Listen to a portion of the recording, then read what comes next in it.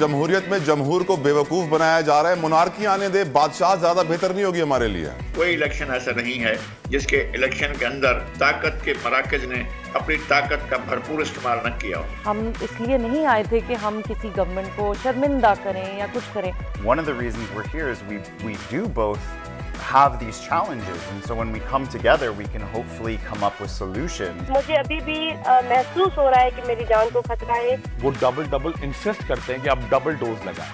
वो सारी बातें किसको सुनाऊं?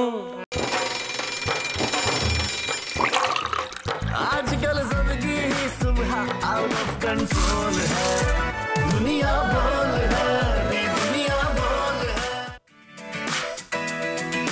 बिस्मिल्लाहिर्रहमानिर्रहीम, अस्सलामु अलैकुम, वेलकम टू दुनिया बोल है। A very good morning, a happy Monday to you. हफ्ते का पहला दिन है, बड़ा हैपनिंग वीकेंड था। हम जानते हैं लोकल बॉडीज इलेक्शन ने कराची, हैदराबाद और दादू को काफ़ी मुतासिर किया, काफ़ी हैपनिंग्स रही, खबरें आती रहीं। आज का बड़ा स्पेशल शो है, हम आपके लोकल बॉडीज़ की अपडेट भी लाए हैं, साथ साथ बिजनेस की दुनिया में क्या हो रहा है भी आपको बताएंगे कि ऑयल इंपोर्ट ना होने की वजह से तेल का बोरान नहीं पैदा हो रहा है। और भी बड़े प्यारे मेहमान हमारे साथ मौजूद हैं, कुछ गैर मुल्की भी आ रहे हैं पाकिस्तान में सैलाब मुतासरीन की मदद करने के लिए, उनको भी हम शो का हिस्सा बनाएंगे। और सिंगर्स भी हैं, ऑफकोर्स नज़ीर लगारी, आमिर ज़िया साहब भी हमें आज ज्वाइन करेंगे हमारे शो में, बहुत इंपॉर्टेंट है। लेकिन हमेशा की तरह हम अपना शो शुरू करते हैं कोट ऑफ द डे से, और मेरी कोशिश हमेशा ये होती है कि अपने दीन से मुताल्लिक कोई कोट आपको दूं। तो नबी करीम सल्लल्लाहु ताला अलैहि वसल्लम जब मेराज पे गए तो उन्होंने एक जगह आई जहां उन्होंने कमरा देखा जहां से नूर आ रहा था। उन्होंने फरिश्ते से कहा कि इस कमरे पे दरवाजे पे ताला लगा हुआ है, इसे खोलिए। फरिश्ते ने कहा या रसूलुल्लाह सल्लल्लाहु अलैहि वसल्लम मैं नहीं खोल सकता, आप दुआ कीजिए खुल जाएगा। उन्होंने दुआ की, ताला खुल गया। अंदर गए, अंदर एक बड़ी संदूकची थी, उसमें से भी नूर निकल रहा था और वहां भी ताला लगा हुआ था। सल्लल्लाहु अलैहि वसल्लम ने फरिश्ते से कहा खोलिए, उन्होंने कहा मैं नहीं खोल सकता, आप दुआ करेंगे खुल जाएगा। सल्लल्लाहु अलैहि वसल्लम ने हाथ उठाया, दुआ की और फौरन खुल गया। तो उसके अंदर एक चादर थी, एक कोट था जो अरब ज़माने में पहना जाता था पुराने ज़माने में। तो अल्लाह ने हुक्म किया अपने महबूब को कि आप पहनिए और इसकी बरकत में इजाफा कीजिए, उससे नूर निकल रहा था। तो यकीनन अल्लाह ने नबी करीम सल्लल्लाहु अलैहि वसल्लम ने अल्लाह से पूछा कि ये किसका है, तो कहा ये आपके एक सहाबी का है। वक्त आया जब अल्लाह ने हुक्म किया अपने महबूब को कि आप अब ये किसी अपने सहाबी को दीजिए। किसको देंगे? ये अल्लाह ने बताया कि उसको देंगे जो लोगों के ऐब छुपाएगा। सल्लल्लाहु अलैहि वसल्लम ने तमाम सहाबियों को इकट्ठा किया और पूछा कि अगर मैं आपको ये ताकतवर लिबादा दे दूँ तो आप इससे क्या करेंगे? तो सब ने अपना अपना जवाब दिया। किसी ने कहा मैं इंसाफ आम करूंगा, किसी ने कहा मैं सदकात खैरात आम करूंगा। मौला कायनात मुश्किल कुशा शेर खुदा फातेह खैबर ने फरमाया हज़रत अली अलैहिस्सलाम ने कि मैं लोगों के ऐब छुपाऊंगा। और फिर उन्होंने बड़ा मशहूर कौल भी है कि जो शख्स दूसरों के राजों को कुरेदेगा तो खुदा उसके राजों को फाश कर देगा। तो मेरे प्यारे पाकिस्तानी भाइयों बहनों, दुनिया भर में मुझे जहां भी देख रहे हैं, लोगों के ऐब छुपाइए, दूसरों के ऐब छुपाइए, पर्दा डालिए, इसी में बेहतरी है, इसी में अल्लाह की रजा है और रब राजी ते सब राजी। साथ साथ हज़रत अबू बकर रज़ी अल्लाह ताला अन्हु का यौम विसाल भी था। हमें याद रखना चाहिए यार गार को, उस पहले इंसान को जिसने नबी करीम सल्लल्लाहु अलैहि वसल्लम के हाथ पे इस्लाम कबूल किया। यकीनन वही हैं जिनके लिए अल्लाह ने फरिश्ते के हाथों सिद्दीक का लक़ब भिजवाया। जब मेराज पे हर किसी ने कहा कि नहीं सल्लल्लाहु अलैहि वसल्लम सच नहीं बोल रहे, रातों रात इतना बड़ा सफ़र कैसे कर सकते हैं, लेकिन हज़रत अबू बकर रज़ी अल्लाह ताला ने कहा कि अगर हम इनके कहने पर बिना देखे अपने रब को मान सकते हैं तो फिर इस सफ़र की बात क्या। मैं इनको भी मानता हूँ और हक मानता हूँ कि जो कह रहे हैं सच कह रहे हैं। और फिर अल्लाह ने अपने फरिश्ते के जरिए सिद्दीक का लक़ब उनके लिए भिजवाया। तो हज़रत अबू बकर सिद्दीक रज़ी अल्लाह ताला अन्हु को भी हमें याद रखना चाहिए। इसी अच्छे मैसेज के साथ शो का आगाज करते हैं, नजर डालते हैं आज की टॉप स्टोरीज पर। हैदराबाद के मुस्तकबिल का फैसला तय, कराची की किस्मत का फैसला बाकी। जमात इस्लामी और पीपल्स पार्टी में कांटे का टक्कर जारी। 78 यूसीज के नताइज में तराजू का पलड़ा भारी। लगता है इस बार होगा हाफिज नईमुर रहमान की बारी। हक और सच के लिए आवाज उठाने की सजा। बोल इंग्लिश के सीनियर रिपोर्टर शाहिद असलम हकायक अवाम तक पहुंचाने के इल्जाम में पाबंद सलासुल। सहाफती तंजीमें सरापा एहतजाज।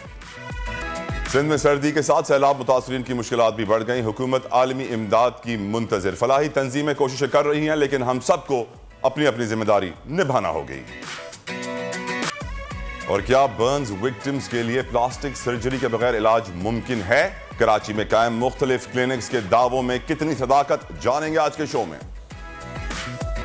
Very interesting. मुझे हमेशा यही समझा आता है कि जितने भी बर्न्स विक्टिम्स होते हैं जिनकी स्किन जल जाती है उनको प्लास्टिक सर्जरी ग्राफ्टिंग करवाना पड़ती है, लेकिन अब ये टेक्नोलॉजी आ गई है। इसको भी तफसीलन आज के शो में डिस्कस करेंगे। लेकिन let's look at the top trends on Twitter. Twitterati की चिड़िया क्या कह रही है? ट्विटराटी की चिड़िया इस वक्त बल्दियाती इंतखाबात पे जुड़ी हुई है, लोकल बॉडीज़ के इंतखाबात पे जुड़ी हुई है। और हम जानते हैं लोकल बॉडीज़ के इलेक्शन काफ़ी हैपनिंग थे। बल्दियाती इंतखाबात का जो मेला सजा है कराची में, हैदराबाद में, दादू में, तो हैदराबाद और दादू से तो यही खबरें आ रही हैं कि पीपल्स पार्टी ने क्लीन स्वीप किया है और वहाँ पर उनके मेयर्स आएंगे। लेकिन कराची में हम देख रहे हैं कि हाफिज नईमुर रहमान का पलड़ा भारी है। जमात इस्लामी इस वक्त लीड में है, लेकिन सैडली रिजल्ट्स आ रहे हैं, बड़ा टाइम लग रहा है, डिले है, 15-20 घंटे गुजर चुके हैं, अब तक रिजल्ट्स आ जाने चाहिए थे लेकिन नहीं आ रहे हैं, जिसकी वजह से जितने भी कैंडिडेट्स हैं वो इल्ज़ाम लगा रहे हैं कि कुछ हो रहा है बैकडोर्स में, कोई खिचड़ी पक रही है जो कि नहीं पकनी चाहिए। लेकिन हम जानते हैं कि जब भी लेट होते हैं रिजल्ट्स तो कुछ ना कुछ पीछे तैयार हो रहा होता है। कासिम अली शाह साहब भी इस वक्त ट्वीट कर रहे हैं, ट्रेंड कर रहे हैं ट्विटर पे। वजह यह है कि उन्होंने यकीनन कप्तान की मुखालफत की है, उनके बारे में कुछ ऐसे बयानात दिए हैं जिसके बाद ट्विटर सार्फिन उनसे नाराज़ नज़र आ रहे हैं, नाराज़ नज़र आ रहे हैं कि क्यों उन्होंने कप्तान की बुराइयाँ की हैं। कासिम अली शाह साहब मोटिवेशनल स्पीकर, काफ़ी लोगों को पसंद है, काफ़ी लोग उन्हें फॉलो करते हैं। एक इंटरव्यू भी उन्होंने किया था, इंटरव्यू के बाद उन्होंने अपने कमेंट्स जारी किए जिसके ऊपर वो इस वक्त ट्विटर पे वायरल हैं। लेकिन लोकल बॉडीज इलेक्शन की इस वक्त तात्याल है क्या? कौन जीत रहा है? कराची में हो क्या रहा है? जानेंगे अपने नुमाइंदगान से। हमें ज्वाइन करेंगे हमारे रिपोर्टर्स काशान सिद्दीकी, कफील अहमद। काशान इस वक्त डिस्ट्रिक्ट सेंट्रल में मौजूद हैं। काशान बताइए, व्हाट इज हैपनिंग? रिजल्ट्स आने में इतनी ताखीर क्यों है? इस वक्त क्या सूरत हाल है? लेटेस्ट अपडेट्स क्या हैं आपके पास? बहुत शुक्रिया तला भाई मॉर्निंग शो में दावत देने के लिए। अच्छा तला भाई, मैं आपको साथ ये बताता चलूँ, डिस्ट्रिक्ट सेंट्रल के DRO ऑफिस में मैं मौजूद हूँ। सुस्त रवि का शिकार है इलेक्शन कमीशन की नाहल सूरत हाल के ऊपर अब सवाल निशान उठने लगे। अब से कुछ देर कबल जो है वो DRO सेंट्रल की जानिब से अनाउंसमेंट की गई है जिसमें नॉर्थ नाज़िमाबाद टाउन में 10 जो यूसीज हैं टाउनशिप के, उसके अंदर से 8 के ऊपर जमात इस्लामी ने बदतरी हासिल कर ली है। जमात इस्लामी कामयाब हो चुकी है। यहाँ से 8 जो नशिस्ती थी उसके ऊपर जमात इस्लामी ने बदतरी हासिल करी है। इसके अलावा जो कि बाइकाट करने वाली जमात थी MK, उसको भी कुछ लोगों ने वोट दिए, उनको भी वोट मिले। इसके अलावा PTI के जो उम्मीदवार थे वो भी वोट हासिल करने में थोड़े पीछे रहे, जबकि जमात इस्लामी जो थी उसने मुकम्मल तौर पर यहाँ से बदतरी हासिल करी है। दूसरी जानिब मैं आपको बताऊँ, रात गए मुख्तलिफ जमातों की जानिब से DRO ऑफिस के बाहर धरने भी दिए गए, एहतजाज भी किए गए। इलेक्शन कमीशन की जानिब से मीडिया नुमाइंदगान के लिए एक प्रेस रिलीज जारी की जाती है, वो नहीं जारी की गई। जबकि इलेक्शन कमीशन ज़राए से हमारी बात हुई, उन ज़राए की जानिब से ही बताया गया कि कोई वजूहत जो है सामने नहीं आ रही। जबकि पिछले इलेक्शनों में DRO में या कोई टेक्निकल वजूहत सामने आई थी तो उसके ऊपर उन्होंने अपनी एक प्रेस रिलीज भी जारी कर दी थी, उसके ऊपर सबको फिर मीडिया में चला भी था मामला। इसके अलावा इलेक्शन कमीशन जो उन्होंने भी नोटिस लिया था। ताहम ये जो लोकल बॉडीज इलेक्शन है इसके ऊपर ना इलेक्शन कमीशन की जानिब से कोई नोटिस लिया गया, ना किसी किस्म का कोई प्रेस रिलीज जो है जारी। टर्नआउट का भी नंबर इसलिए शायद सामने नहीं आया है क्योंकि सारे रिजल्ट सामने नहीं आए, इसलिए मालूम नहीं है कि एग्जैक्टली कितना वोट डला है। जी बिल्कुल, देखें ना, इलेक्शन कमीशन का जो अमला होता है वो मौजूद होता है वहाँ पे DRO ऑफिस के अंदर। इसके अलावा पुलिस हुक्काम जो है, पुलिस हुक्काम की जानिब से कल ऐसे हरबे इस्तेमाल किए गए। हमने 12 बार DRO ऑफिस में जाने की कोशिश करी, हमने रब्ता किया हमारे पास, जबकि आपको पता होगा कि एक्रेडिटेशन कार्ड जो होता है मीडिया नुमाइंदगान को इलेक्शन कमीशन जारी करता है, वो कार्ड जिसके पास मौजूद होता है वो जाके अंदर कवरेज करता है, कैमरा यूज़ होता है। हमने वो अपना कार्ड गेट पर दिखाया, तमाम तर जो हमारे डॉक्यूमेंट्स थे वो हमने अपने इशू करवाए, वहाँ पर तमाम चीज़ें दिखाई। उसके बावजूद जो है DRO के ऑफिस में हमें दाखिले की इजाज़त नहीं दी गई। इसके अलावा टर्नआउट जो है वो मालूम नहीं हो सका कि कितने वोट जो है रुके हैं, कितने वोट कास्ट किए गए। ये तमाम तर चीज़ें जो है अभी तक सामने नहीं आई और अभी भी 78 जो पोलिंग स्टेशंस थे उसके ऊपर जो है वो जो तमाम तर चीज़ें थी वो सामने आ गई हैं। बाकी अभी भी जो ये रवि का शिकार है ये समझ से बाल है। जी नज़ीर लगारी साहब हमारे साथ इस वक्त हैं, किसी तारुफ के मोहताज नहीं हैं, सीनियर तजज़ीकार, सीनियर सहाफ़ी। नज़ीर साहब, thank you so very much for giving us your time. सुबह सवेरे good morning to you sir. ये बताइए आप इन इलेक्शंस को कैसे देखते हैं जिसमें मैं समझता हूँ कि बड़ी हबड़ दबड़ रही, अड़ा उड़ी रही, हर कोई चीखता चिल्लाता रहा, कोई इंसाफ मांग रहा था, कोई कह रहा था, इस तरह सहाफ़ी भी कह रहे हैं कि हमें अंदर नहीं जाने दिया जा रहा था DRO के ऑफिस में, तो कोई भी खुश नज़र नहीं आ रहा है इलेक्शन से सर। ये तो इलेक्शन कमीशन जानता है कि इस्लामाबाद में इलेक्शन कैसे नहीं हो सकते और कराची में कैसे हो सकते हैं, और दोनों बातों पर इलेक्शन कमीशन का इसरार रहा है और उसने नतीजे भी इस्तेमाल किए हैं। इलेक्शन कमीशन के बारे में पहले तो एक जमात जिसने जो इलेक्शन कमीशन को लाई थी वही उनके ऊपर एतराज़ कर रही थी, लेकिन अभी इलेक्शन कमीशन ने बहुत सी चीज़ें कि जनाब उनकी ना हम खुद सुबह की नशरियात में मौजूद थे, ना बैलेट पेपर पहुँचे, ना बैलेट बॉक्स पहुँचे थे, ना अमला पहुँचा था। कहीं पर 9 बजे तक, कहीं 10 बजे तक, कहीं 11 बजे तक, कहीं 12 बजे तक भी ये सूरत हाल थी कि अमला नहीं पहुँच पाया था। और उस वहाँ पोलिंग कैसे हुई होगी। तो ये एक ऐसा अमल है जिसके ऊपर सवाल या निशान मौजूद है। और दूसरी बात यह है कि इलेक्शन हुआ है, लेकिन इलेक्शन बनाया गया है और इलेक्शन रिजल्ट जो है वो क्या आता है, रिजल्ट भी बनाया जा रहा है। तो देखते हैं कि आगे रिजल्ट क्या आता है। कौन बना रहा है रिजल्ट लगारी साहब? जो बनाते हैं, जिनके हाथ में है, जो हमेशा बनाते रहते हैं, वो तय करते हैं कि किसको पॉपुलर होना है, किसको पॉपुलर नहीं होना है, किसको मैंडेट देना है, किसको मैंडेट नहीं देना है, किसको जितवा देना है, किसको जितवा नहीं देना है। तो ये एक बड़ा खेल होता है, इसमें बड़ा सर फिर तो जमहूरियत में लगारी साहब, जमहूरियत में जमहूर को बेवकूफ बनाया जा रहा है। मोनार्की आने दे, बादशाह ज्यादा बेहतर नहीं होगी हमारे लिए? कुछ भी करे, लेकिन इस सिस्टम खराब नहीं है। सिस्टम जो हैंडलर हैं वो इसको खराब कर रहे हैं सिस्टम को, और उन्होंने हमेशा ही पाकिस्तान में जमहूरी अमल को और इंतखाबात के अमल को हमेशा ही मशकूक रखा और उसमें हमेशा अपनी जो है वो बालादस्ती बरकरार रखी है। कोई इलेक्शन ऐसा नहीं है जिसके इलेक्शन के अंदर ताकत के मराकज ने अपनी ताकत का भरपूर इस्तेमाल न किया हो। सर डिसिप्लिन कैसे आए इन पावर लॉबीज में? क्योंकि अब सवाल तो यही है ना सर, आपकी बात सुनने के बाद हर पाकिस्तानी सोच रहा होगा कि ताकत के जितने भी मराकज हैं वो तो पाकिस्तान को नुकसान पहुंचा रहे हैं, जमहूरी अमल को नुकसान पहुंचाकर उनको सीधा कैसे किया जाए? सर ये उनका अपने अंदर कोई विजडम पैदा होती है तो ऐसा होगा। पाकिस्तान के अवाम के अंदर इतनी जुर्रत, कुव्वत और ताकत होनी चाहिए कि पुरअमन रहकर अपना एहतजाज रिकॉर्ड करवाएं और कहें कि हमें बनाए हुए रिजल्ट नहीं चाहिए, हमें इलेक्शन चाहिए। पाकिस्तान के अवाम को एक के बाद दूसरी ट्रक की बत्ती के पीछे लगाया जाता है और वो जो ट्रक की बत्ती के पीछे लगाते हैं, कभी कभी लगता है कि ये तो आसमान पर ले गए हैं इस बंदे को, कभी कभी लगता है जमीन पर पटक दिया गया है और कभी जो है वो उसको ऐसे ही छोड़ दिया जाता है। तो ये सारा प्रोसेस एक इंजीनियर्ड किस्म का प्रोसेस होता है और इससे पहले जो कुछ होता रहा है। फिर अच्छा, सियासी जमातों ने भी अपने आप को फैसिलिटेट कर लिया है और उन्होंने भी तय कर लिया है कि जनाब खेल तो ऐसे होता है, लिहाजा खेल को ऐसे ही जारी रहना चाहिए। हमें कुछ हिस्सा मिल जाएगा तो मिल जाएगा, नहीं मिलेगा तो हम अगली बारी का इंतजार करेंगे। तो ये इस तरह से चल रहा होता है मामला। यकीनन रस्सा कशी का खेल है ये, और यहाँ पे अल्लाह रहम करे पाकिस्तान के लिए। हम नूरुल हक पे इस वक्त इदारा नूरुल हक पे इस वक्त हमारे नुमाइंदे लगारी साहब कफील अहमद मौजूद हैं, उनसे बात करेंगे। फिर I ask you this question on Jamaat Islami performance. Jamaat Islami की परफॉर्मेंस की बात करें तो हाफिज़ नईमुर रहमान साहब ने बड़ा कमाल उन्होंने अपनी कैंपेन चलाई है और हम जानते हैं कि जमात इस्लामी ने कराची को उसका हक दिलवाने के लिए बड़ी आवाज़ उठाई है और हमेशा उठाती रही है। इससे पहले मैं कफील के पास जाऊँ, लगारी साहब क्या आप समझते हैं कि हाफिज़ साहब ने बड़ी कामयाबी समेटी है, चाहे वो इलेक्शन जीते या हारें? कैंपेन बड़ी सॉलिड थी उनकी सर।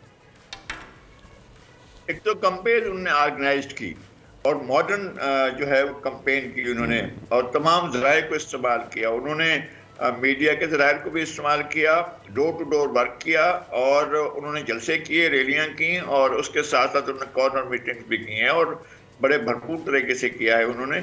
और मेरा ख्याल है कि उसके बावजूद मैंडेट जो है स्प्लिट होगा और किसी न किसी फरीक को, किसी न किसी प्लेयर को, हाफिज साहब को भी साथ लेना पड़ेगा। अगर वो जीत कर आते हैं या जो भी वो हासिल करता है तो फिर आपको टेबल पर बैठकर ये तय करना होगा कि केक का कितना हिस्सा आपके पास होगा और कितना हिस्सा कोई और लेगा। फिर वो कौन है जिसको केक मिला ही नहीं? MQM का बॉयकॉट आप समझते हैं कि वो केक से महरूम हो गए? नहीं, MQM ने बाइकाट क्यों किया उसकी वजह मुझे समझ में नहीं आई थी। ये तो उन्हें बाइकाट, जब आप मुत्तहद हो गए थे, अच्छा मेरे ख्याल में शायद उनकी वजह ये रही थी को तीन तो इंतखाबी निशान ले चुके थे, किसी के पास डॉल्फिन, किसी के पास जो है पतंग, किसी के पास मोमबत्ती, किसी के पास कोई चीज़। तो उन्होंने सोचा है कि जनाब ये तो बड़ा मसला हो जाएगा, अगर हम एक साथ होते तो हम स्विप कर जाते। तो मुख्तलिफ निशानों पर चूँकि तय हो चुका था और ये अमल तखीर से हुआ और ये कामरान टेसूरी साहब जिनकी वजह से पार्टी टूटी थी, उनकी वजह से पार्टी मुत्तहद हुई है और मुत्तहद होने के बाद जो है अब पार्टी वो निशानात हासिल नहीं कर सके, इसलिए उन्हें बाइकाट करना पड़ा और उनके बाइकाट का फायदा जो है वो ज़ाहिर तमाम अफ्रीकन को हुआ है और वोट जो है वो मुनकसिम हुआ है। और अब इस तरह से नताइज बनेंगे कि सही तौर पर सूरत हाल सामने नहीं आएगी कि कौन जीत रहे हैं और कौन हार रहे हैं। तो मेरा ख्याल है कि अभी हमें देखना ये होगा कि स्वीपिंग मेजॉरिटी शायद कोई ना ले सके, तो किसी ना किसी का सहारा लेना पड़ेगा। अल्लाह रहम करे सर, अल्लाह पाकिस्तान पर रहम करे। कफील अहमद मौजूद हैं जमात इस्लामी क्वार्टर्स इदारा नूरुल हक पे। कफील बताइए क्या समाए वहाँ पर, क्या सूरत हाल है, रिजल्ट्स के ऊपर क्या तशवीश है और क्या जश्न की तैयारियाँ भी की जा रही हैं? देखिए, जश्न तो खैर रात भर रहा था और जो जमात इस्लामी क्लेम कर रही है अब तक वो 106 चेयरमैन हैं, उनकी कामयाबी का दावा जो है इनकी जानिब से किया जा रहा है। जबकि अगर हम बात कर लें इसी तरह पीपल्स पार्टी जो अप्रॉक्सीमेटली तकरीबन 85 से 90 चेयरमैन और पाकिस्तान तहरीक इंसाफ तकरीबन 40 से 50। ताहम ये नताइज अभी हतमी नहीं है, सरकारी नहीं है। जब इलेक्शन कमीशन जो कि अभी तकरीबन 15 से 16 घंटे गुजरने के बावजूद भी जो सरकारी नताइज हैं वो ताहाल जारी करने में कामयाब अभी तक नहीं हुआ है। और इसी बात की तशवीश भी जो है वो जमात इस्लामी जो है वो रात भर जो है वो तकरीबन 3 प्रेस कॉन्फ्रेंस वो की गई थी 1.5 घंटे के वक्फे के साथ। और अभी 11 बजे सुबह आज जो है वो एक और प्रेस कॉन्फ्रेंस जो है वो रखी गई है और ये उसमें जो है वो आइंदा के लाएअमल के हवाले से कहा जाएगा। ताहम जो कामयाबी के हवाले से दावे किए जा रहे हैं उसमें ये बताया जा रहा है कि तकरीबन जमात इस्लामी जो कल रात भर तकरीबन 2 बजे तक 2:30 बजे तक जश्न के यहाँ समा था और उनका कहना यह था कि हम बड़ी तादाद में चेयरमैन निकालने में कामयाब हो जाएंगे कराची से। और अब ये हिमायत और ये जो इस वक्त बढ़ती है वो किस हद तक साबित होती है ये तो वाज़ेह करेगा इलेक्शन कमीशन अपने हतमी नताइज के बाद। बहुत शुक्रिया Kafeel, thank you so very much. Idara Noorul हक जमात इस्लामी के मरकज कर रहे थे 106 चेयरमैन की सीट्स वो कह रहे हैं जीतने में कामयाब हो गए। अब तक जो गैर सरकारी गैर हतमी नताइज हैं, सरकारी रिजल्ट्स का भी वेट कर रहे हैं। नज़ीर लगारी का भी हम यहाँ बहुत बहुत शुक्रिया अदा करेंगे, आपने अपना कीमती वक्त हमें दिया। देखते हैं कि अब ये रिजल्ट्स की जो खिचड़ी पक रही है, शायद खिचड़ी नहीं इसको पाए कहना या हलीम कहना बेहतर होगा क्योंकि वक्त बहुत लग गया है। अल्लाह खैर करे। आगे बढ़ते हैं, हम बात करेंगे उस सहाफ़ी की जिसको FIA ने गुज़िश्ता रोज़ अरेस्ट किया है। ये बोल न्यूज़पेपर के हमारे सहाफ़ी हैं शाहिद असलम साहब, जिनको FIA ने अरेस्ट किया है। यकीनन मुल्क में इस वक्त जिस तरह ये इलेक्शंस आज़ादी से नहीं हो रहे हैं, सहाफ़त को भी आज़ादी से अपनी जिम्मेदारियाँ सहाफ़ी को अदा करना बहुत मुश्किल हो रहा है। इलेक्शंस में हम देख रहे हैं प्रेशर है, सहाफ़त में हम देख रहे हैं प्रेशर है। आमिर ज़िया साहब हमारे साथ मौजूद हैं, सीनियर सहाफ़ी हैं। आमिर साहब, आपकी पूरी ज़िंदगी करियर में आपने यकीनन सहाफ़त को बड़ा वक्त दे दिया अपनी ज़िंदगी का। क्या यही वो सहाफ़त थी जिसके लिए आप ख्वाब देखा करते थे कि हम बड़े होकर जर्नलिस्ट बने और आवाम की आवाज़ बने और हक और सच की आवाज़ बने? ये तो शाहिद के साथ जो हो रहा है, आपके पास मज़ीद डिटेल्स होंगी सर। देखिए, ये तो सहाफ़त की कुछ इनहेरेंट रिस्क हैं, लेकिन जो शाहिद असलम साहब के साथ हो रहा है वो गुज़िश्ता मेरे ख्याल में 1.5 बरस से बोल न्यूज़ के साथ वाबस्ता हैं। और जो मेरी इत्तलात है कि जो उन पर इल्ज़ामात लगाए गए हैं उसमें सबसे बड़ा इल्ज़ाम ये कि जी उन्होंने कोई डाटा लीक करने में FBR से मदद दी है अहमद नुरानी साहब की, जिन्होंने अभी जो आपकी रिपोर्ट में था कि बाजवा साहब के साथ से जाहिर किए थे। अच्छा, उस इदारे को उनको छोड़े हुए 1.5 बरस हो गया। अगर मतलब है कोई, अच्छा दूसरी बात ये होती है कि सहाफ़ियों का हक होता है इस बात का कि वो खबर लेकर आए, और ये जिस तरह के सहाफ़ी हैं शाहिद असलम साहब की बड़ी ठोक बजाकर खबर देते हैं, तहकीकाती सहाफ़ी इन्वेस्टिगेटिव रिपोर्टर हैं। और मुझे इनके कैरियर में इन्होंने जितनी खबरें दी हैं हमारे इदारे को, उसमें कोई ऐसी नहीं थी कि वो डॉक्यूमेंट के बगैर जो हो वो खबर हो, कि वो डॉक्यूमेंटेशन उसके साथ ना हो रही हो। तो बड़ा देखभाल कर मुताद सहाफ़ी हैं, बैनुल-अक़वामी इन्होंने इदारों में काम किया है, कर रहे हैं, अभी भी करते हैं, हमारे साथ भी हैं और उसके अलावा बाज़ बैनुल-अक़वामी इदारों के साथ मुंसलिक हैं।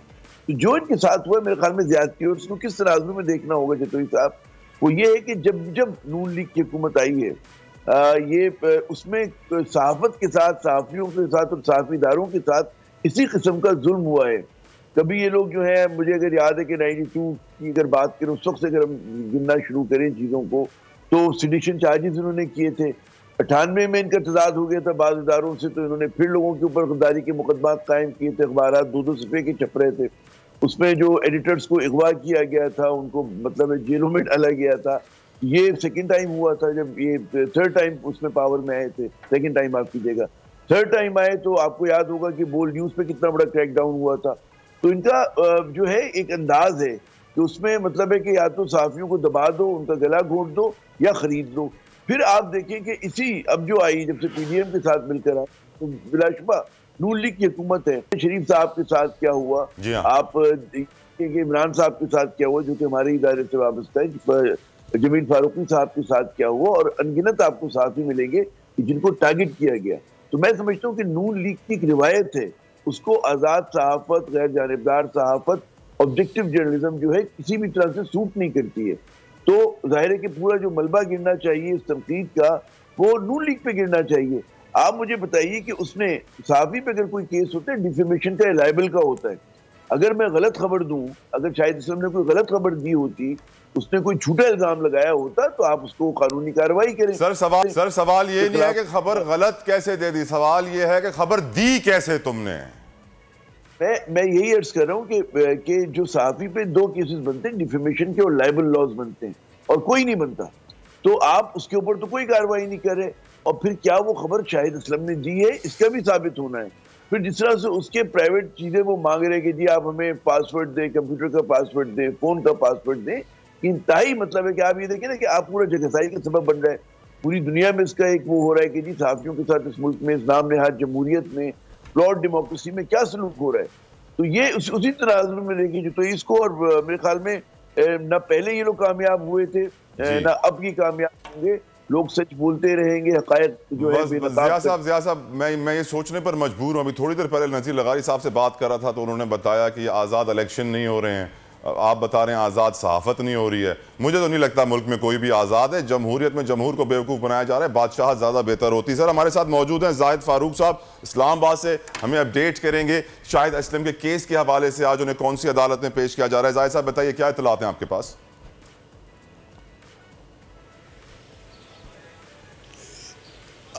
जी बिल्कुल, आपने बिजा फरमाया कि सहाफ़त करना, खबर देना अब एक जुर्म बनता जा रहा है। यही कुछ हुआ है शाहिद असलम के साथ। सीनियर सहाफ़ी हैं, बोल न्यूज़ के सीनियर रिपोर्टर हैं, तो उनके साथ भी यही हुआ। आज उन्हें 2 रोज़ा जिस्मानी रिमांड पूरा होने के बाद मकामी अदालत जो है उमर शबीर जो सिविल जज कम जुडिशल मजिस्ट्रेट है उनकी अदालत के अंदर आज पेश किया जाएगा। किसी भी वक्त पेश किया जा सकता है। अभी तक FIA के जो हुकाम हैं वो उन्हें लेकर कचहरी, ज़िला कचहरी नहीं आए और किसी भी वक्त उनको पेश किया जा सकता है। लेकिन अब आप कह सकते हैं जिस तरह आप बात कर रहे थे कि सहाफ़त करना इस दौर के अंदर, इस मौजूदा हुकूमत के दौर के अंदर ख़ास तौर पर देखा जाए तो एक जुर्म बन सा गया है। जिस तरह आपने खुद ही देखा कि जमील फारूकी हों, समी इब्राहिम हों, इमरान हों, और जिस तरह अरशद शरीफ के साथ हुआ, तो ये सारे इस हुकूमत के अंदर ही ऐसे वाक़यात हो रहे हैं जो इससे पहले इनकी मिसाल नहीं मिलती।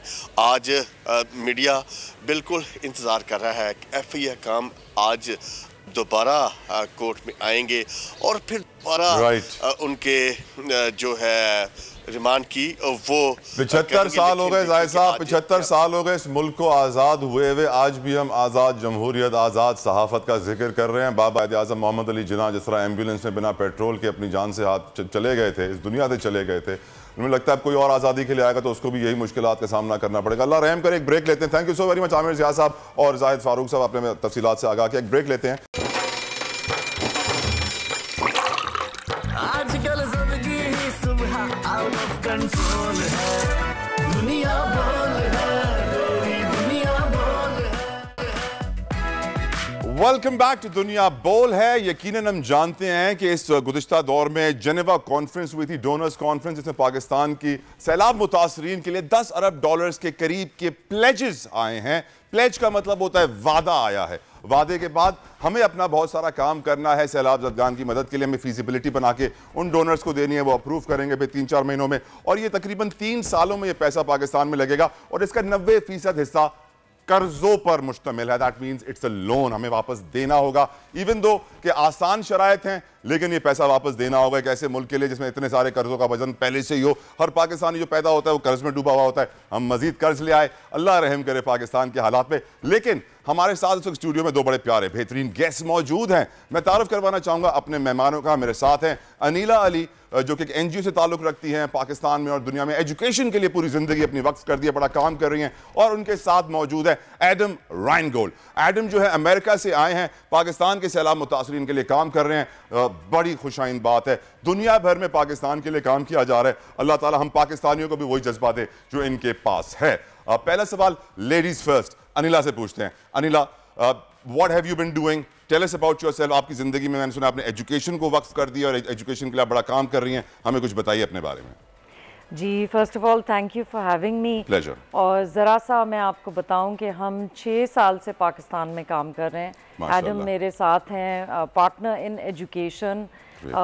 हमारी दोस्ती शुरू हुई थी कैलपैक के, हमने एक ऑर्गेनाइजेशन बनाई थी जब बच्चों पे हमारे अटैक्स होते थे पाकिस्तान में, तो अमेरिकन के दिल बहुत सॉफ्ट होता है इसीलिए आए हुए हैं एडम। तो जो मेरी और एडम की बॉस हैं डॉक्टर हेक्ट, उन्होंने कहा नीला तुम पाकिस्तान से, हमें कुछ करना चाहिए एजुकेशन के लिए। तो फिर हमें वीडियोस आते थे, हमने कराची में एक स्कूल सिंध गवर्नमेंट के साथ मिलके अडॉप्ट किया, उसको रिफॉर्म किया, बहुत बेहतरीन स्कूल बन गया। फिर हमने थरपाकर में 3 स्कूल्स और विलेजेस लिए और अब हम 4 साल से उनको बेहतर से बेहतर बना रहे हैं। हमने स्कूल को एक स्कूल से 4 रूम्स बना दिए हैं और उसमें हमने कंप्यूटर्स ऐड कर दिए हैं। तो आप देखें जहाँ बिजली नहीं है हमने वहाँ पानी ऐड किया, वहाँ सोलर दिया। और उसके अलावा वो बच्चे जिन्होंने जो उमरकोट तक नहीं गए वो अब कंप्यूटर पे देख रहे हैं चीज़ें, उनको पता है कि हाथी क्या होता है, उनको पता है आइसक्रीम क्या होती है। तस्वीरें देख के उनके लिए ज़रा सी दुनिया खुल गई है। और एडम आपको खुद वो बताएंगे वो Why education? Why did you work for education, Anila? क्यों आपने तालीम को चुना? देखिए, मैं उन माँ बाप और उन ग्रैंड पेरेंट्स की बेटी हूँ जिन्होंने पाकिस्तान मूवमेंट के लिए काम किया था। और मेरे वालिद जब वो पॉलिटिक्स भी करते थे तो उनका सारा फोकस होता था कलम, एक write about whatever you are feeling. लफ्ज़ों से इंसान दुनिया चेंज कर देता है, वर्ड्स आर वेरी पावरफुल। तो मुझे हमेशा मेरे वालिद, मेरी दादी, सब ऑथर्स हैं, पाकिस्तान मूवमेंट के लीडर्स थे, उन्होंने कहा था तुम लिखो। तो लिखने में मैं ऐसी एजुकेशन, और वो कलम का कितना एहतराम भी करते थे, कितनी रिस्पेक्ट इनके लिए, और आज के दौर में नहीं है। Adam, listening to Anila, you've been here for 6 years now? In Pakistan? Yeah. How much time do you spend here? Oh, all of 6 days, maybe. 6 days, okay. Not even. You've been working here, but you're visiting here for the last 6 days. How has your experience been? What did you see? What are your findings? What I have seen is I've seen all of much of Karachi, Thar Parker, Nar Parker, various marketplaces, malls and shopping centers. And my findings is I'm absolutely baffled at how friendly and unbelievably kind everyone has been to me, our team, and it's just been wonderful. What do you want to achieve here? What I want to achieve here is really, we're here to support education and the people of Pakistan. Our bosses, Doctors Hecht, sent me here with one mission. Support Anila and support the schools in Thar Parker, and how can we make them better so that we can help bring about a better future for Pakistan. Have you been doing this for any other part? Yes. Where at? I personally have been doing this throughout Los Angeles and California, volunteering in Africa. I did humanitarian work as well as animal rights activism. And it's just been something of a calling for me. I feel that it's important I grew up so blessed, and so being able to give back is very important to me. So kind. And I really am impressed by your Sindhi topi, your ajrak, your shalwar kameez. Oh, thank you so Your much. chappal. You look more Pakistani than me right now.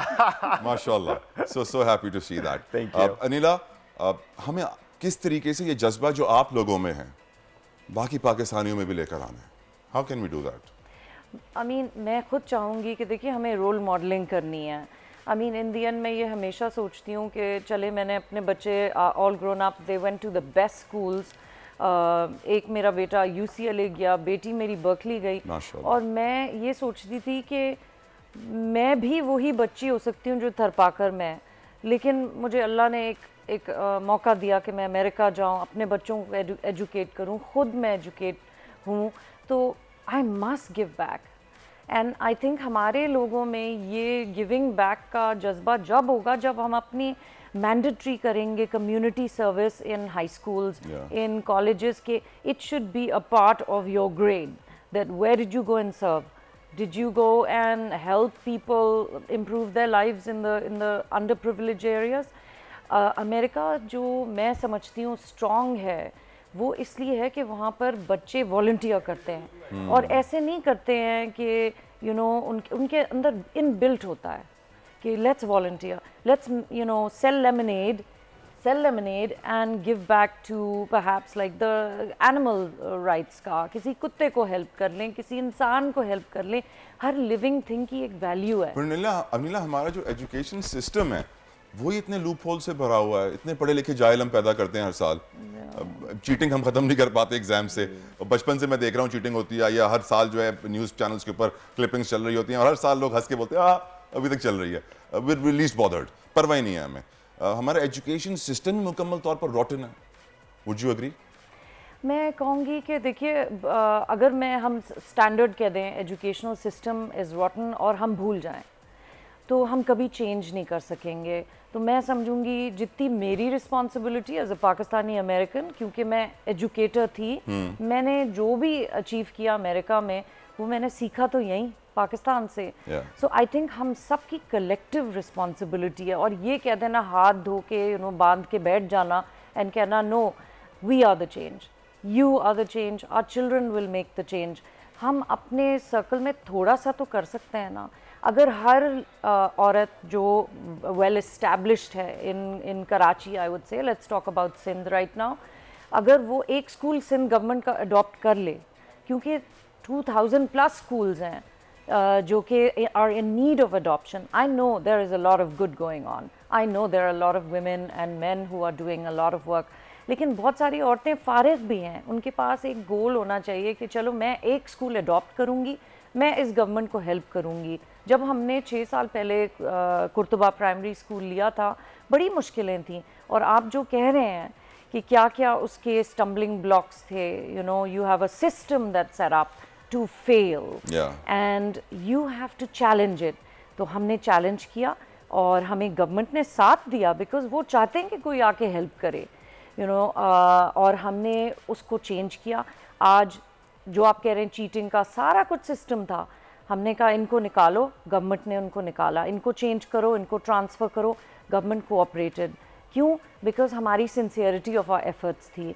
हम इसलिए नहीं आए थे कि हम किसी government को शर्मिंदा करें या कुछ करें, हम आए थे टू गिव बैक, कि ये बच्चों को एक फ्यूचर दे दें। Education is everything, begins with education, ends with education. Allah करे ऐसा हो, अल्लाह आपको कामयाब करे। Adam, Jadori Saab, I'd like to add that in America we have a lot of the same challenges and problems. And speaking with the... That's a surprise. Whoever's listening to this, or if you're going to listen to that, they have the same problems as us. Yes. And speaking and listening to the various ministers and secretaries that we've met, one of the reasons we're here is we do both have these challenges, and so when we come together we can hopefully come up with solutions and share different things that we've tried to fix the problem. And so when we're out there in Thar Parker, and one of the reasons we're there is we can't together, the two of us, change all of Karachi, but perhaps we can change one remote village and use that as a laboratory and experiment to say, okay, this worked here in the most remote part of Pakistan. If it worked there, then how can it spread elsewhere? And so we're very excited to be here and listening and learning. All the best to you. All our prayers are with you, Anila and Adam. Adam, what's your favorite Pakistani food? Definitely the tikka barbecue. Tikka barbecue? Tikka barbecue. Is the best? Is the best, my favorite. Followed by the dal. The dal. The dal. And the naan and the roti and the paratha. But it's all vehicles for the dal, for everything. Thank you so very much, Anila and Adam, for coming on our show. I hope you guys achieve your mission. और पाकिस्तान में ऐसे अच्छे लोग पैदा होते रहे, बाहर से आते रहे, पाकिस्तान का मुस्तकबिल बेहतर हो जाएगा। एक ब्रेक लेते हैं, हमारे साथ रहिएगा।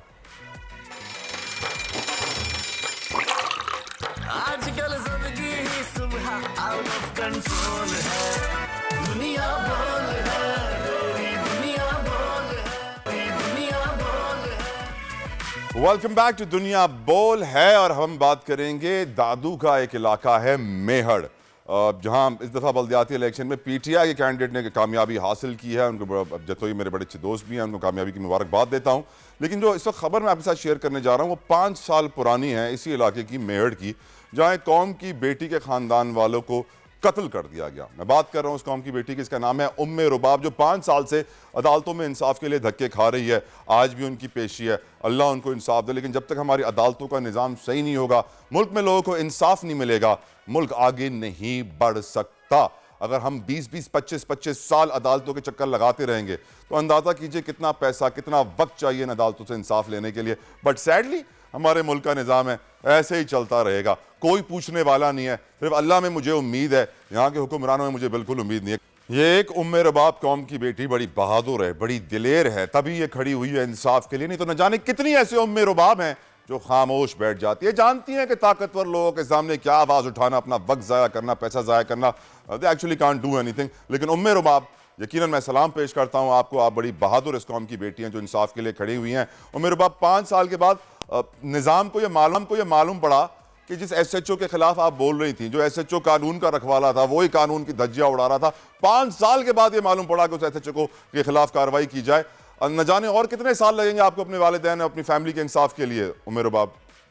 जी, सबसे पहले तो मैं आपका शुक्रिया अदा करती हूँ कि आपने मुझे टाइम दिया, आपका शुक्रिया, अपना मौक़िफ़ मीडिया पे बता सकूं। उम्मे रुबाब, हेलो जी कंटिन्यू प्लीज। जी, और बात ये है कि ये मेरा जो केस है वो अदालतों के लिए एक टेस्ट केस है। ये ट्रायल मेरा नहीं है, ये ट्रायल अदालतों का है, और देखते हैं कि अदालतें इसमें कितना कामयाब होती हैं इंसाफ करने में। मैं खुद कानून की तालिबे इल्म हूँ, और यकीनन मेरे लिए ये एक मायूसी की बात है, और ये हमारे लिए लम्हा फिक्र है कि हमें इंसाफ मिलने में इतनी ताखीर होती है। 5 साल गुजर गए, आज तक एविडेंस रिपोर्ट नहीं हुए, और मजलूमों की उम्मीद सिर्फ अदलिया है। अल्लाह के बाद हम अगर किसी में उम्मीद रखते हैं तो अदालतों पे उम्मीद रखते हैं, और देखते हैं कि अदालतें हमें इंसाफ फराहम करती हैं या नहीं। मैं हमेशा कहती हूँ कि इंसाफ मेरा हक है, और इंशाल्लाह मैं हक अपना छीन के भी लूंगी। मैंने हिम्मत नहीं हारी, हालांकि मुझे मेरी फैमिली को थ्रेट है, और मुझे अभी भी महसूस हो रहा है कि मेरी जान को खतरा है। हालांकि अभी इस टाइम में अदालत में मौजूद हूँ। आज भी हमारे केस की हेयरिंग है, और आज जो केस रखा गया है एविडेंस पे रखा गया है, और मैं अपने केस में जो गवाह हैं और कंप्लेनेंट के साथ मौजूद हूँ, और यही है कि उम्मीद रखते हैं कि अदलिया हमें मायूस नहीं करेगी। और ये केस सिर्फ मेरा नहीं, सिंध के हर एक मजलूम का केस है, क्योंकि ये जागीरदार सरदार ही हैं जो हमेशा से हम पे मुसल्लत हैं, जो उम्मे रुबाब मेरी बहन, आपको क्या लगता है मजीद और कितने साल लग जाएंगे आपको इंसाफ में? 5 साल में तो SHO को आपने साबित किया कि उनका नाम भी FIR में डाला जाए, उनके खिलाफ भी कार्रवाई हो। 5 साल लग गए हैं, फिर इन्वेस्टिगेशन होगी SHO के खिलाफ, फिर मजीद कुछ होगा। मेरे ख्याल से 50 साल और लग जाएंगे इस निज़ाम में। बिल्कुल ऐसा ही है, और हमेशा से यही मैं कहती हूँ कि वालिद का जो बुढ़ापा होता है ना, वो औलाद को जवान कर देता है, पर जब वालिद की वफात होती है तो वो औलाद बूढ़ी हो जाती है। और यकीनन ये गम भी हमारे लिए ऐसा है कि हम कैसे झेल रहे हैं। आप देखें, हमारे मुल्क में एक इज्जतदार इंसान के लिए 2 वक्त की रोटी खाना तक मुश्किल है, तो मैं अदालतों के खर्चे कैसे बर्दाश्त कर रही हूँ वो मैं जानती हूँ। उम्मे रुबाब, आपको थ्रेट्स हैं, आपकी फैमिली को इतनी थ्रेट्स हैं, आपकी आवाज बंद करा दी गई, तो फिर कौन परसू करेगा इस केस को? यकीनन ये अदालतों के लिए एक बड़ा सवालिया निशान है। मजलूम जो आते हैं तो अदालतों का काम है कि उनको तहफ़्फ़ुज़ भी फराहम किया जाए और उनको फौरी तौर पे इंसाफ दें। अगर आप फौरी तौर पे इंसाफ नहीं कर सकते तो आप उम्मीद ना रखें कि इस मुल्क में कोई इनकलाब आएगा या कोई चेंज आएगा, या आप उम्मे रुबाब मेरी बहन, सोचिए कि बेनज़ीर भुट्टो के कातिल आज तक नहीं पकड़े गए हैं, किसी और के क्या पकड़े जाएंगे? असल में ये हमारे हुक्मरानों पे भी बड़ा सवाल है, और इनको तो गैरत आनी चाहिए, क्योंकि असल में ये है कि ये खुद तो अदालत गए नहीं है। आप देखिए कि डॉटर ऑफ ईस्ट बेनज़ीर साहिबा जो एक बड़ी लीडर थी, उनके बच्चे ही एक पेशी पे नहीं गए, क्योंकि वो जानते हैं कि यहाँ पे इंसाफ मिलना मुश्किल है।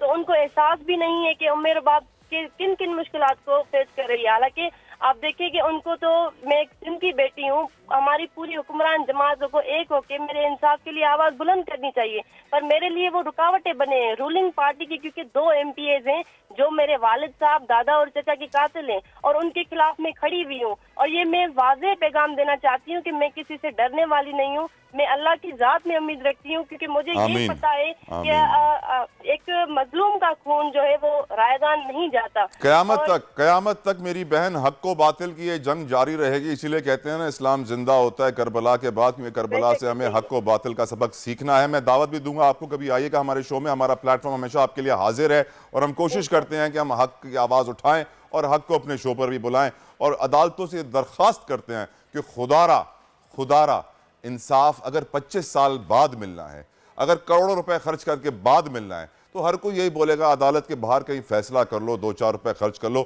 जिस तरह हम अदालतों के चक्कर से भागते हैं, अस्पताल के चक्कर से भागते हैं, थानों के चक्कर से भागते हैं, कब तक हम पाकिस्तानी भागते रहेंगे? शायद इसीलिए प्रोग्राम के आगाज़ में मैंने कहा था हमें दोबारा आज़ादी की तहरीक चलानी पड़ेगी। बहुत बहुत शुक्रिया उम्मेर बाब, अल्लाह ताला करे आपकी मुश्किलात हल करे और पाकिस्तान को आगे लेकर चले, क्योंकि अगर यही सिस्टम चलता रहा तो पाकिस्तान तो आगे नहीं बढ़ना। यही होगा। ये कल इलेक्शन हुए हैं, आज के दिन गुजर गया, 15 घंटे गुजर गए, रिजल्ट्स का इंतजार कर रहे हैं और लोग कहते हैं खिचड़ी पक रही है। अल्लाह रहम करे। खैर, बात करेंगे कुछ स्किन की। हम जानते हैं सर्दियाँ आ गई हैं, मौसम ठंड हो रहा है और मौसम के बदलते ही बहुत सारी चीज़ें, स्किन के प्रॉब्लम शुरू हो जाते हैं, बालों के प्रॉब्लम शुरू हो जाते हैं। लेकिन आज तो हमारे प्रोड्यूसर साहब ने एक और सेगमेंट भी निकाला हुआ है जिसमें बताया गया कि जो बर्न्स विक्टिम है उनको अब कॉस्मेटिक सर्जरी के जरिए काम नहीं करवाना होगा। दूसरी टेक्नोलॉजी भी आ गई है, उसको भी हम आगे चल के शो में डिस्कस करेंगे। वेलकम करूंगा अपने शो में डॉक्टर खुर्रम मुशीर को। खुर्रम साहब, how are you? Just fine, खैरियत से हैं? ठीक ठाक हैं। एक बात बताएं, मैं जब भी आपको देखता हूँ जी तो आप टीवी पे इतने गोरे आ रहे होते हैं जी, फिर आप कहते हैं लोगों को गोरा बनने का शौक हो गया है। हाँ। जो आपको देखेंगे, आपको आइडलाइज करेंगे, वो यही कहेंगे यार हाय काश मैं भी खुर्रम जैसा हो जाऊं, वो भी गोरा बनने की कोशिश करेंगे। मैं चाहता हूं अगली बार जब आप आए ना, आप थोड़ा सा और काला करके आएगा अपना। तला देखिए, गोरे काले की बात ही नहीं है।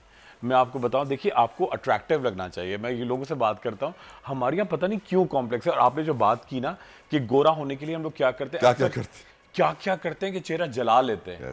आज हम बर्न्स की बात कर रहे थे, बड़ा इंपॉर्टेंट मैं आपको बताऊं, आप देखेंगे अक्सर लड़कियां तो छोड़ें, लड़कों के आप चेहरे बर्न देखेंगे, क्योंकि क्या करते हैं 4 क्रीमें मिलाई, कॉम्बिनेशन लगाया और वो तेजाबी लिटली चीज़ें होती हैं। और आप देखिए हर मैं कहता हूँ अगर आपको किसी जायज़ चीज़ का शौक है, ठीक है, इट्स ओके, अच्छा है, ठीक है, कोई गलत बात नहीं है, मगर उसका रास्ता सही होना चाहिए। देखिए अगर तला कोई अर्न करना चाहता है ज़्यादा पैसे, लालच नहीं होनी चाहिए, मगर आप सही तरह से करना चाहते हैं, सही तरीके से करें, कोई हार्म नहीं है। आप मुल्क को एक अमीर मुल्क बनाना चाहते हैं तो आपको सबको मेहनत करना पड़ेगा। मेरी जो शिकायत है ना सोसाइटी से, वो ये है कि हम अल्लाह की दी हुई लुक्स, अल्लाह की दी हुई रहमतें और नेमतों पे खुश नहीं होते, शुक्र नहीं करते हैं और कहते हैं मुझे और बड़े होंठ चाहिए, मुझे और बड़े बाल चाहिए, मुझे ये अपनी स्किन में मुझे अपनी जॉ लाइन कम करनी है, नाक सीधा करना है, चिन यूं करनी है, ये सर्जरी कर दो, वो सर्जरी कर दो।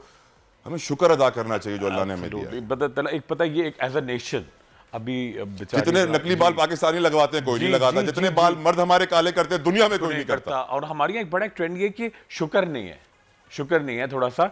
और जो अपने आपके लोग हैं वो आप पता है अगर आप अपने आप को कैरी करें, जिम जा रहे हैं, आप अपनी डाइट अच्छी रख रहे हैं, ये चीजें इंपॉर्टेंट है, ठीक है। अच्छा ये नहीं कि जिम का मतलब है कोई महंगा जिम होगा और वहां पे आपकी मतलब ऐसे आउटफिट हो गए कि महंगे, लोग क्या करते हैं जिम में अच्छा सा मोबाइल लिया, अच्छा आउटफिट पहना, महंगे जॉगर्स पहने और वो जाके बैठ जाते हैं। भाई आप छोटे, वो जिम जाते हैं सोशल स्टेटस के लिए, ना कि अपनी फिटनेस के लिए। बिल्कुल, अल्लाह ताला उनको हिदायत दे। आप मुझे बताइए, आप जो बहुत सारे मुद्दे लेकर आए हुए हैं कि मर्दा है नहीं आज और मैं स्किन को फॉलो करता नहीं, बताइए क्या हो रहा है? देखिए मैं बिल्कुल बताऊंगा, ये बिल्कुल स्किन की बात ही नहीं है, ये आपकी टोटल वेलबींग की बात है, ठीक है। अच्छा एक तो क्या होता है खवातीन का और अक्सर मर्दों का भी, घर में क्या होता है कि आपके कोई बर्न्स हो गए, ठीक है, आप चूल्हे का काम कर रही हैं या आपके घर में आजकल हीटिंग हो रही है, हीटर पे, रॉड पे या कुछ बिजली नहीं होती, एकदम से आपने चूल्हा, बिजली नहीं होती, गैस नहीं होती, अंधेरे में आपने एकदम से अपना चूल्हा ऑन किया तो एकदम से आप बर्न्स हो जाते हैं।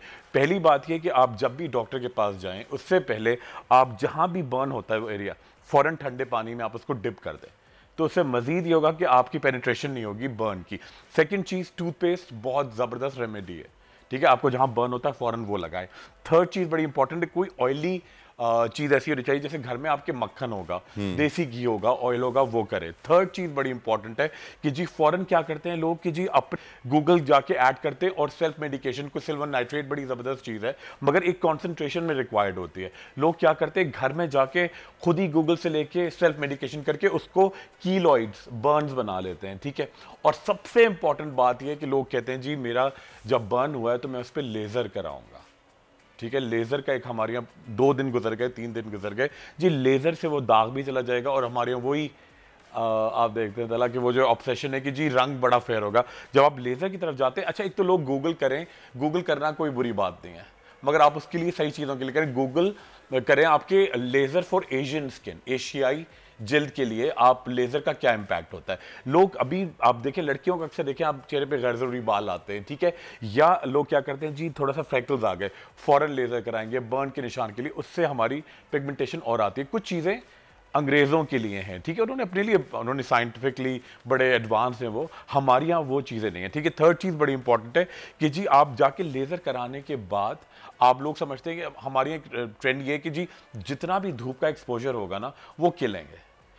5 साल के 8 साल के बच्चे आप देखें उनकी अम्माएं मेरे पास आती हैं, विटामिन डी डेफिशिएंसी, उनको कहती है जी इसको खेलने से रोक दें, इसको खेलने से रोक दें। ये ग्राउंड में जाके रेसेस में बहुत खेलता है जी, हाफ ब्रेक में बहुत जाके स्पोर्ट्स करता है, क्रिकेट खेल रहा है घर के अंदर ही, मतलब या कोई आजकल लॉ एंड ऑर्डर सिचुएशन भी ऐसी है कि वहाँ नहीं जा सकते, इसको रोकें बिल्कुल जी, घर के अंदर बैठे लैपटॉप पे आ जाए जी, अपने मोबाइल पे गेम्स खेले।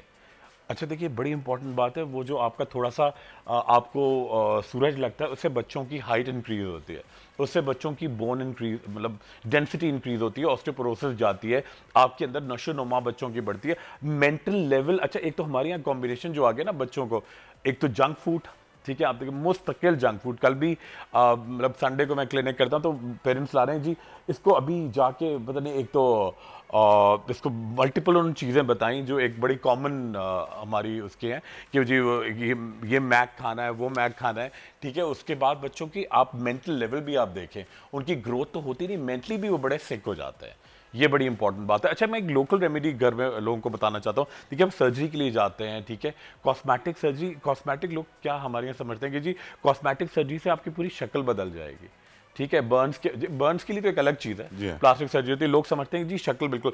अभी मैं आपको बताऊं एक खातून अभी रिसेंटली कोई 7-8 डेज हुए, कोई ऑलमोस्ट 80 ईयर्स की खातून, इसमें कोई बुराई नहीं है अपने आपको, मगर वो कहती थी कि जी मेरा एक इंजेक्शन लगे एक बोटॉक्स का और मैं बिल्कुल 25-30 ईयर्स पीछे चले जाऊं।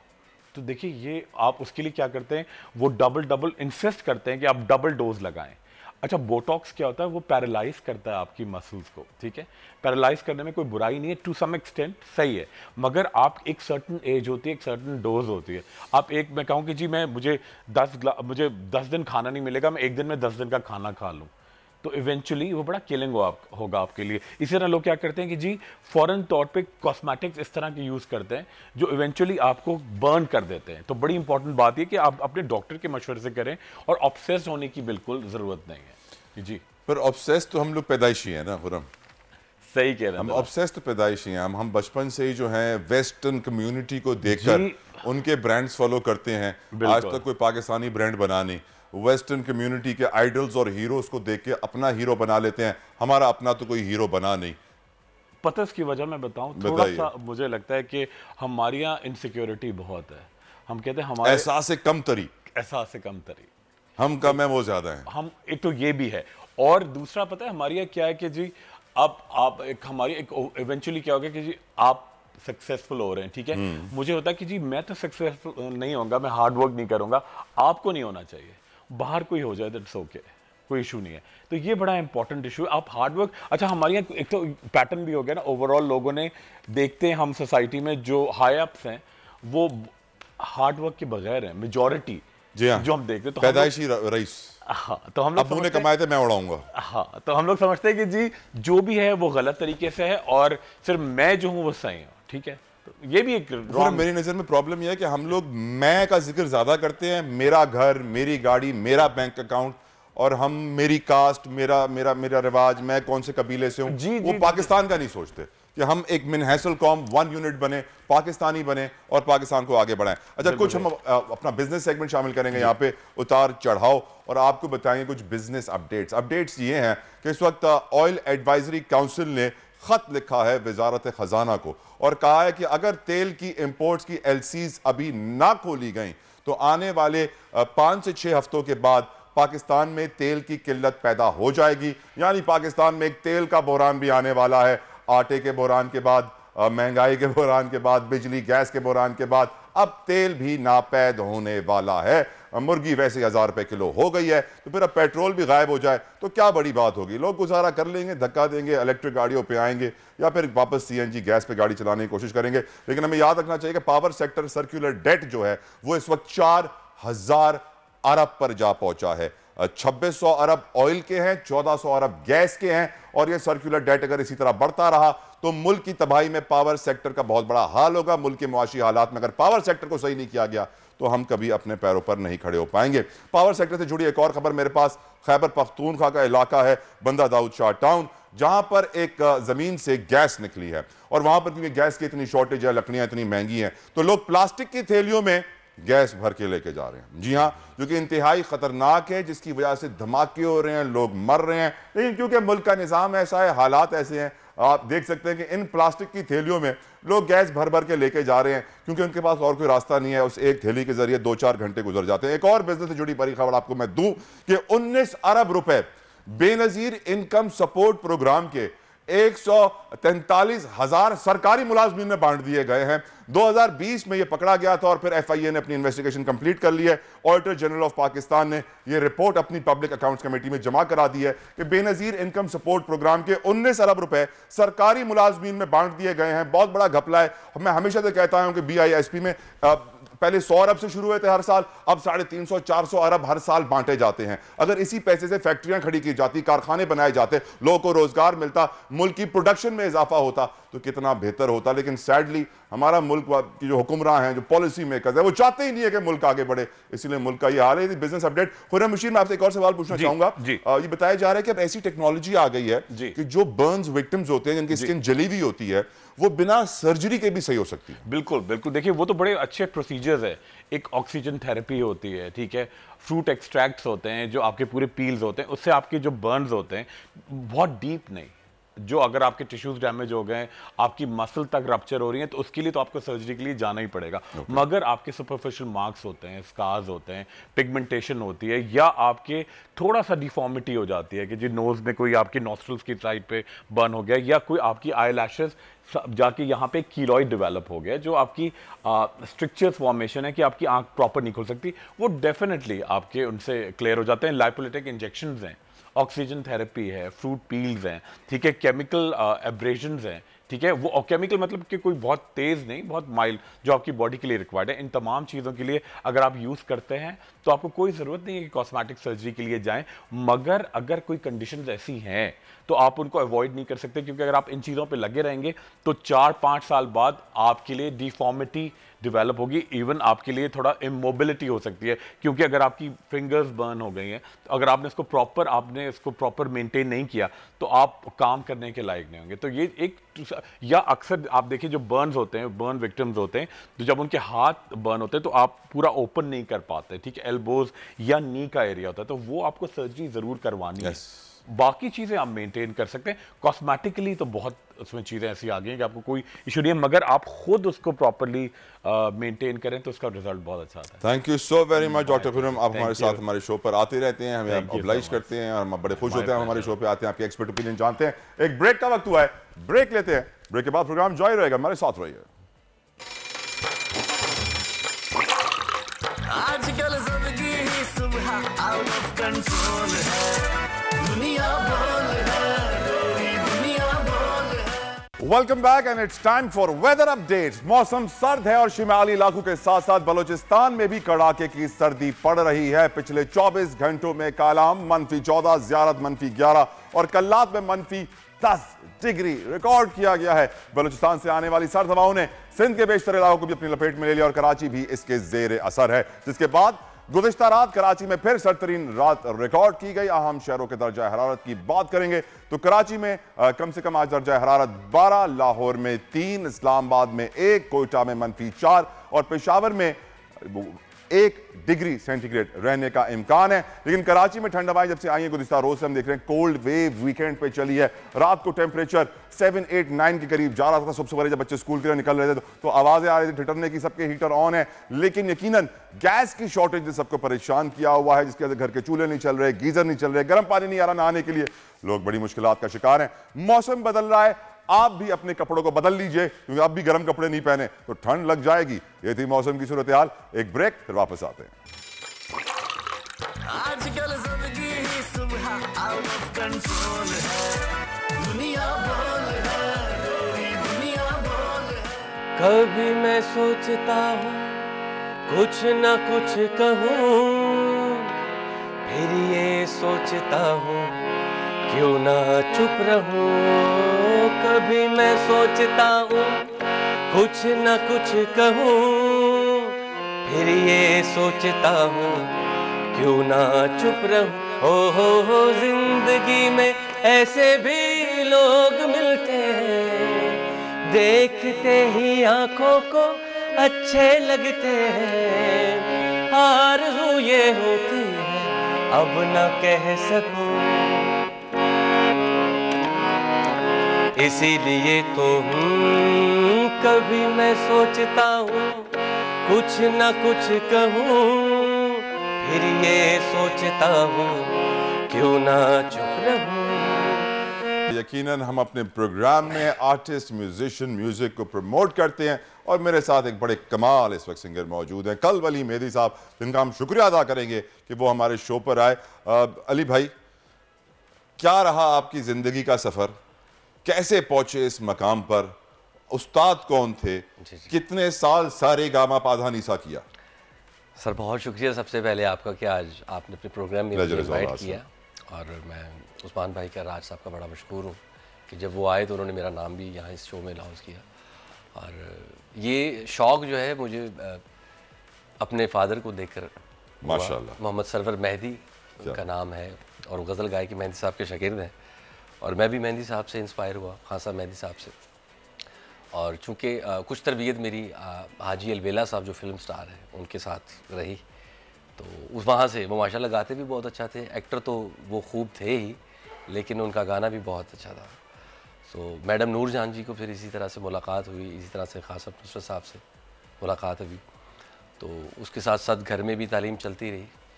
कुछ निसार बज़मी साहब जब मुलाकात हुई, लाहौर आए, तो मुझे कहने लगे, मैं उनकी टांगें दबा रहा था, तो मेरे फादर ने कहा कि जी बेटा, आज ये जो शख्स आए हैं ना, इनकी आपने दुआ भी लेनी है और इनको आज आपने राज़ी भी करना है। तो मुझे उठ के, सोते हुए उठ के ऐसे देख कर कहने लगे कि बेटा किसके बेटे हो? मैं कह जी सरवर साहब के साथ आया हूँ। तो कहता बेटा आपका नाम क्या है? मैं कह जी मेरा नाम कल्ब अली है। तो कह जी तो आपके फादर का नाम बेटा सरवर मेहदी, आप अपना नाम अली मेहदी रखें। क्या बात। तो फिर मुझे वहाँ से उन्होंने बहुत सारी ब्लेसिंग्स दी। ये सारा ब्लेसिंग्स का एक चक्कर है, और अल्लाह पाक ने ये मेहरबानी रखी कि मेरे फैमिलीज़ में अल्हम्दुलिल्लाह से सारे ही तकरीबन हनी अलवेला साहब जो कि मेरे एक फर्स्ट कज़न है, वो बड़े अच्छे आर्टिस्ट हैं टेलीविज़न के, तो बस उनको देखते देखते ये सारा सिलसिला एक चला। अलवेला साहब से बहुत इंस्पायर हुआ, और म्यूज़िक का जो है अल्हम्दुलिल्लाह से मुझे जो शौक़ है वो मेहदी हसन खान साहब से देखकर। क्या बात है। कल्ब अली भाई, मैंने आपसे भी ब्रेक में गुजारिश की थी, जी जी जी, वो हमारे बोल के लिए कुछ गाएं। ओके ओके सर, क्या सुनाएंगे? हो जाए।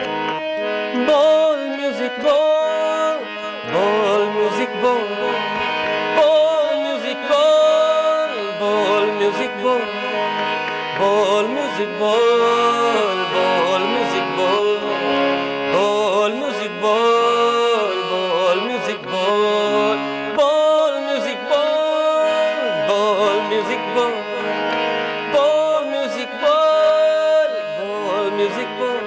क्या बात है, क्या बात है। ये बताइए जो हारमोनियम है, जी जी जी, जैसे जान है मौसीकी की, जी आप जितने भी सिंगर्स इसके साथ अपने करियर को शुरू करते हैं, जी जी जी, तो मालूम होता है कि यार ये प्रॉपर सीख कर आए हैं, इनको क्लासिकल का पता है, इनको सुरों का पता है, ताल का पता है। और आजकल यूट्यूब सिंगर बहुत आ गए हैं, आपको मालूम है, बाथरूम से यूट्यूब तक का सफर यूं मिनटों में कर लेते हैं। वो तो आपको पता ही है।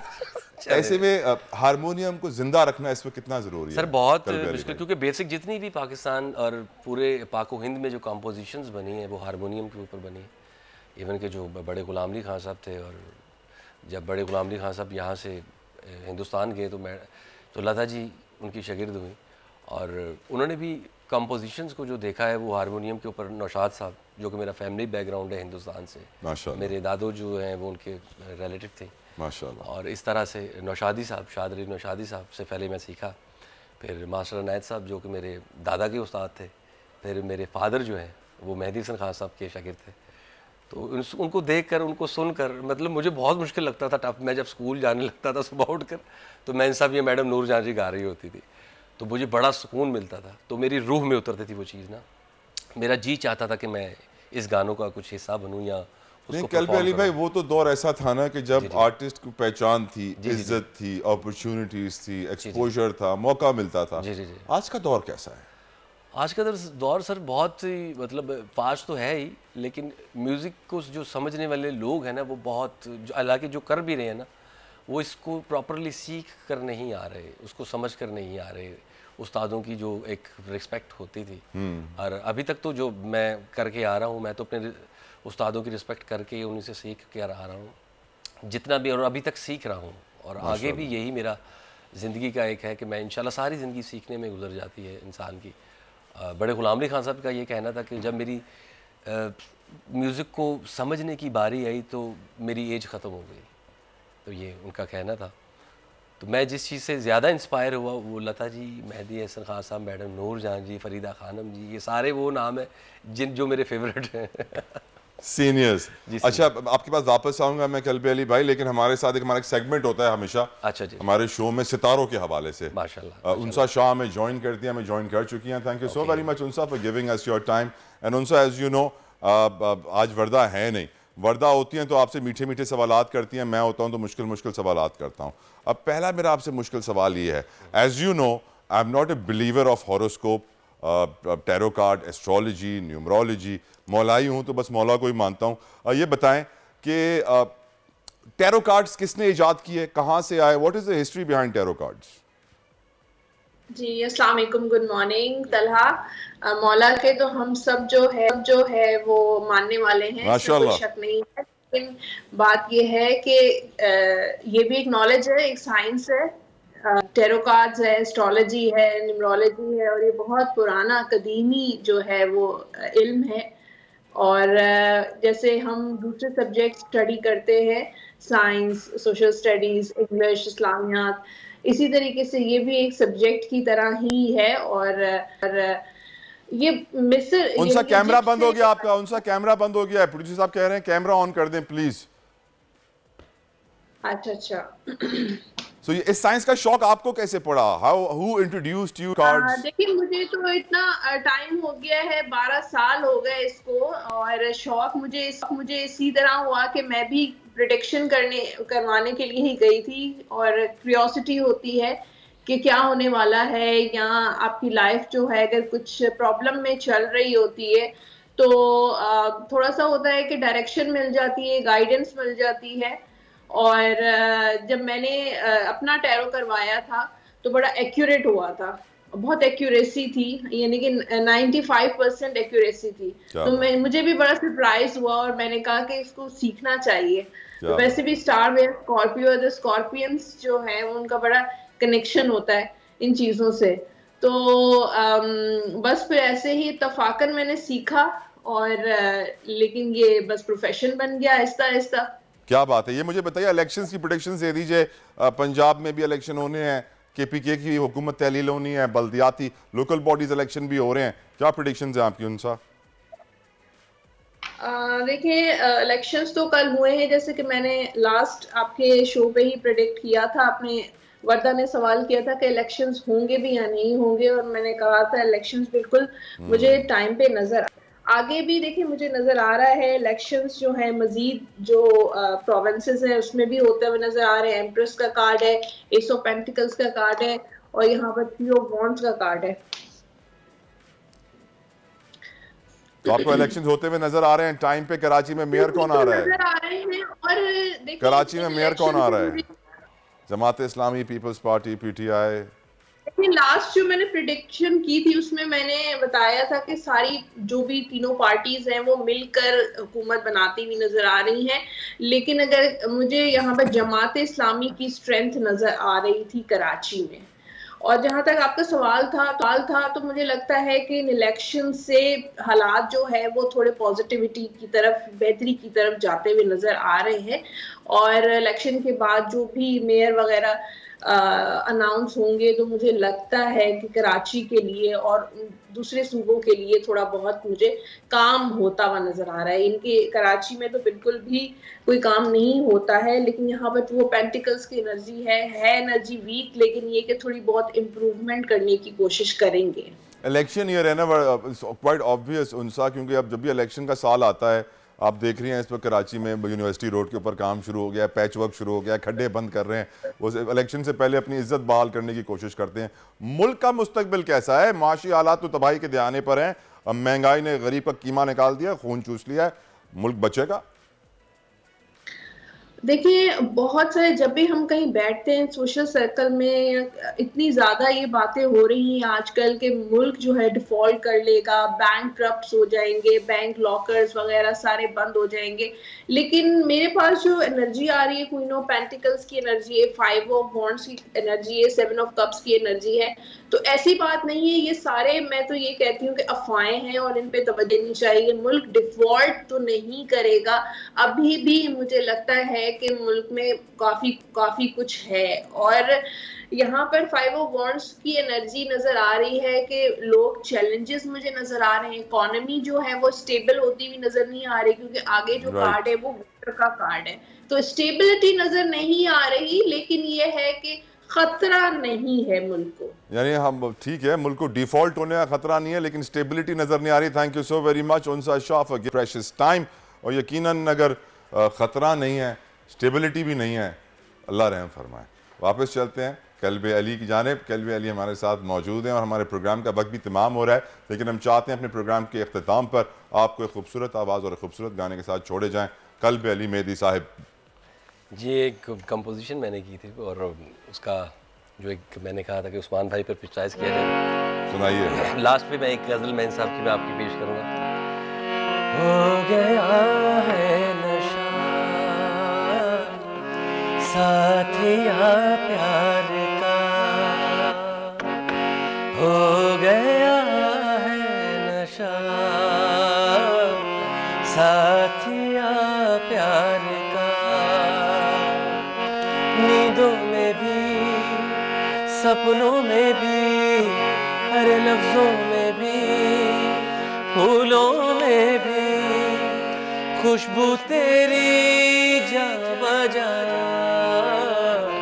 हो गया है नशा साथिया प्यार का। ये इसकी मेरी एक स्टाइल थी, राइट।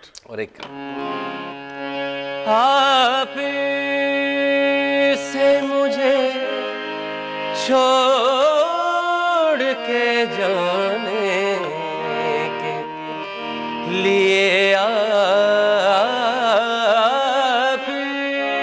से मुझे छोड़ के जाने के लिए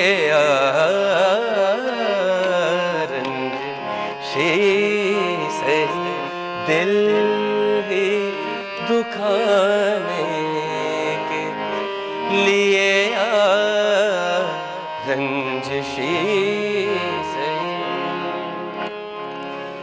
माना के मोहब्बत। 2022 बहुत सारे तोहफे भी देके गया पाकिस्तान की आवाम को। पाकिस्तान की आवाम को एक तोहफा ये दिया कि आवाम को पता चल गया कि पाकिस्तान का मीडिया क्या है। साल 2022 में सबसे ज्यादा देखे जाने वाला चैनल बोल न्यूज रहा नंबर 1। हमने बहुत सारे शोज और ट्रांसमिशंस की, पूरा साल मुसलसल जदोजहद में निकल गया कि ये वोट ऑफ कॉन्फिडेंस के पीछे कौन लोग थे। तोड़े रेटिंग के सभी रिकॉर्ड। सोशल मीडिया पर भी सबसे ज्यादा तेजी से 2.4 बिलियन व्यूज का संगे मील अबूर किया। एंकर्स को भी आवाम में सबसे ज्यादा मकबूलियत मिली और सोशल मीडिया पर भी बोल रहा सब पर भारी। सब्सक्राइब करें और बेल दबाएं ताकि कोई खबर रह न जाए।